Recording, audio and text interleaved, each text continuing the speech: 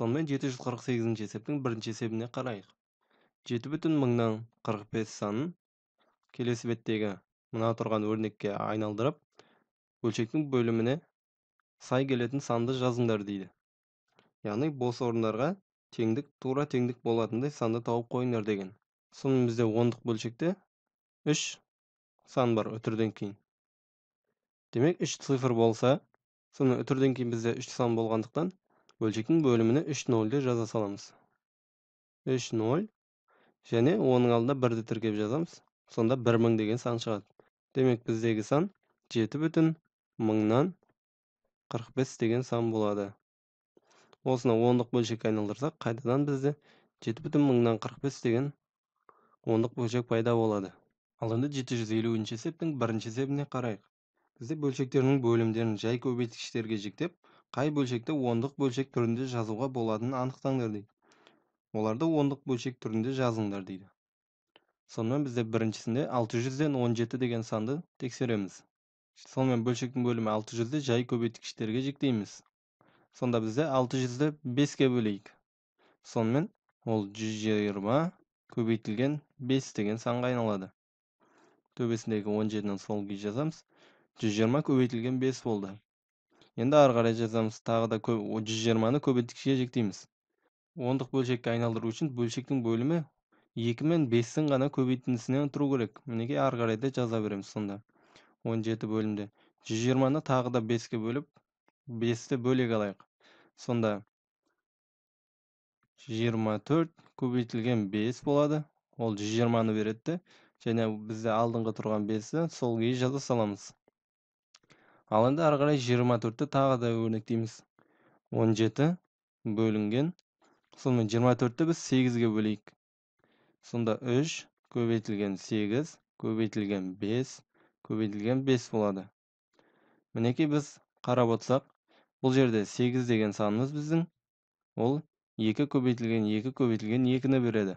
2-ге 2-ні көбейтіп, оны 4 болады, 4-ті 2 көбейтсек 8 болады. Демек бұл 2-нің көбейткіші. Ал бұл жерде 5 пен 5 бізде ондық бөлшекке айналдыруға болатынын білдіреді. Бірақ бұл жерде артық тұрған 3 бізде оны ондық бөлшекке айналдырғызбайды. Сондықтан бұл санды 600-ден 17-ні ондық бөлшек түрінде жаза алмаймыз. Ал енді 750-дің екінші есебінде бізде 125-тен 14 санын тексеріңдер дейді. Ал енді 125-тен 14 тексеру үшін біз алымын сол күйі 14 деп жазамыз. Ал 125-ті бөлшектің бөлімін көбейткіштерге жіктейміз. Сонда біз 5-ке бөлейік бұны. 120-ны 5-ке бөлетін болсақ, 25 болады. Сонымен 25 көбейтілген 5 деп жазамыз. 25-ті 5-ке көбейтсек, қайтадан 125 шығар еді. Бірақ біз көбейткіштерге жіктеп жатырмыз. Сонымен 14 дейміз, 25-ті тағы да көбейткішке жіктейміз.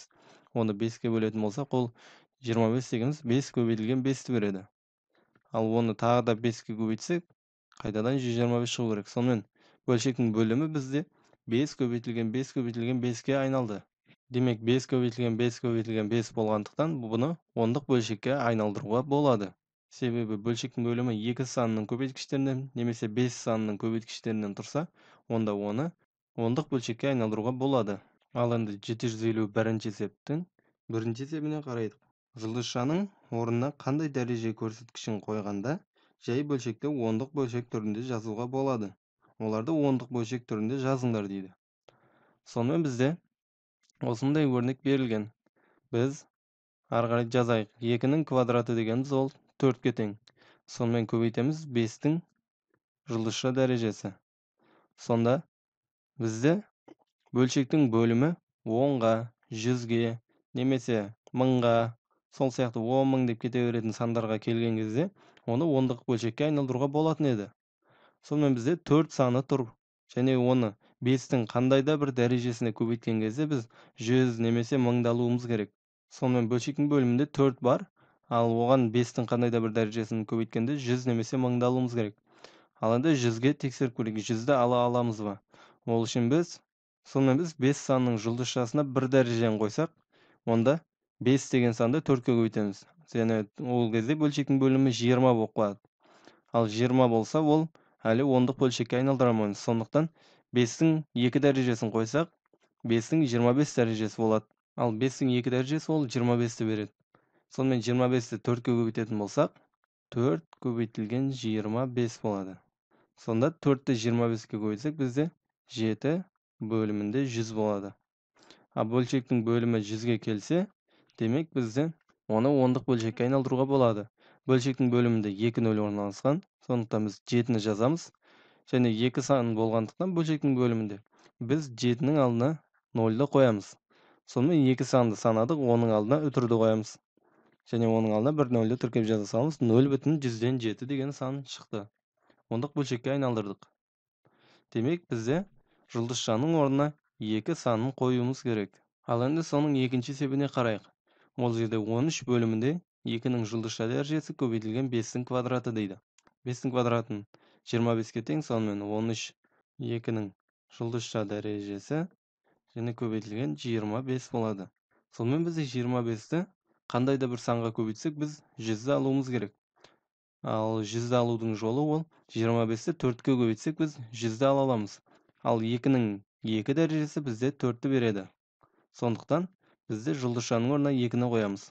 13 бөлімінде 2-нің 2 дәрежесі көбейтілген 25 болады. Сонда бізде 13 бөлімінде 4 көбейтілген 25 болады. Ал ол кезегімен 13 бөлінген 100 болады.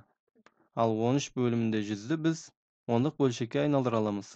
Ол үшін 13 деген алымын жазып аламыз. Бөлшектің бөлімінде бізде 2 0 бар. Демек, 2 санды санап, 2 санның алдына үтір қоямыз. Ал үтірдің алдында еш нәрсе жоқ болғандықтан, оның алдына 0-ды қоя саламыз. Сонымен 0,100-ден 3 деген санды алдық. Ал енді 754-ші есепке назар аударайық. 3 сыныптағы оқушылар саны 1-ші сыныптағы оқушылар санынан 64-ке артық. 2-ші сыныптағы оқушылар санынан 61-ге артық. Ал 3-ші сыныптағы оқушылар санынан 59-ға артық дейді. 3 сыныпта барлығын неше оқушы бар дейді. Сонымен біз 1-ші сыныпта А деп алайық. 2-ші сыныптағы оқушылар санын В-ға тең деп алайық. 3-ші сыныптағы оқушылар санын С-ға тең деп алайық. Себебі олар белгісіз. Сонымен осындай айнымалылар береміз. Ал енді біз былай дейміз. Бізде 3 сыныптағы оқушылар саны А қосылған В қосылған С-ны береді. Сонымен осы қосылған 3 сан бізде 1-ші сыныптағы оқушылар санынан 64-ке артық дейді. 1-ші сыныптағы оқушылар саны бізде А-ға тең еді. Демек, одан 64-ке артық болса, оған қосамыз 64-ті. Және осыған олар тең болады. Сонымен осы 3 сыныптағы оқушылар саны бізде 2-ші сыныптағы оқушылар санынан, яғни В-дан, сонымен 3 сыныптағы оқушылар қосындысы тағы да бізде 3-ші сыныптан 59-ға артық дейді. Демек, оған 3-ші сынып оқушыларына 59-ды қоссақ, бізде 3 сыныптың оқушылар санының қосындысына тең екен. Сонымен осыны пайдалана отырып, А-ны, В-ны және С-ны табуымыз керек. Сонымен осы қалыптасқан теңдікте біз барлығын 1-шісіне, 2-шісіне, 2-шісіне, 3-шісіне барлығын қосып жіберсек, сонда бізде 3А қосылған 3В қосылған 3С тең болады. А қосылған В қосылған С қосылған 184 болады. Мұндағы А, В, С-ны теңдіктің келесі бетіне азайту қылып өткізіп жібереміз. Сонда бізде теңдіктің келесі бетінде бізде 2А қосылған 2В қосылған 2С болады. Осы тең болады бізде 184-ке. Ал мына жердегі бізде 2-ні шығарып аламыз жақшаның сыртына. 2 жақшаның ішінде А қосылған В қосылған С тең болады бізде 184-ке болады. А, В, С-ның нешеге тең екенін табуымыз керек. Сонымен А қосылған В қосылған С тең болады 184-ті бөлеміз 2-ге дегенге тең болады. Ол тең болады 92-ге. Демек, біздегі 3 сыныптағы оқушылардың қосындысы бізде 92-ге тең екен. 92 санын алып барып, мұнда қоятын болсақ, бізде А қосылған В қосылған С 92-ге тең екен ғой. Демек, осы А, В, С-ның орнына біз 92'ni алып келіп қоямыз. Сонда бізде мынадай өрнек пайда болады. Ал А қосылған 64-ті біз ары қарай жазып, А-ны тауып ала аламыз. Сонымен 92 тең болады А қосылған 64-ке. Осы жерден А-ны тапсақ, 64-ті теңдіктің келесі бетіне азайтуға өткіземіз. Сонда 92 азайтылған 64 болады. А тең болады 28-ге.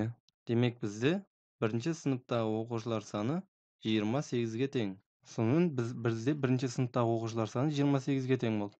Мінекей, мұнда тұрған А, В, С-ның орнына біз тағы да 92-ні алып келіп қоямыз да, осы жерден біз В қосылған 64-тегі В санын тауып аламыз. Сонымен астыға жазайық. Қосылған В қосылған С тең болады В қосылған 61-ге дейді. Сонымен бізде А қосылған В қосылған С-ның орнына 92-ні алып келіп жазамыз. 92 тең болады В қосылған 61-ге. Енді жазамыз. Бізде В тең болады 92 азайтылған 61-ге. Осы жерде ол В тең болады 31-ге болады. Мінекей біз екінші сыныптағы да оқушылар санын таптық. Ол 31-ге тең екен. Енді тағы да мұнда тұрған А, В, С-ның орнына біз 92-ні алып келіп жазамыз. Сонымен біз С қосылған 59 дегенді пайдалана отырып, С-ны тауып аламыз. 92 тең болады С қосылған 59 болады. Осы жерден С-ны тауып аламыз. С тең болады 92-ден азайтамыз 59-ды. Сонда С тең болады 33-ке. Үшінші сыныптағы оқушылар саны 33-ке тең екен. Неге біз 3 сыныптағы да оқушылар санын таптық? Ол 33, 28 және 31.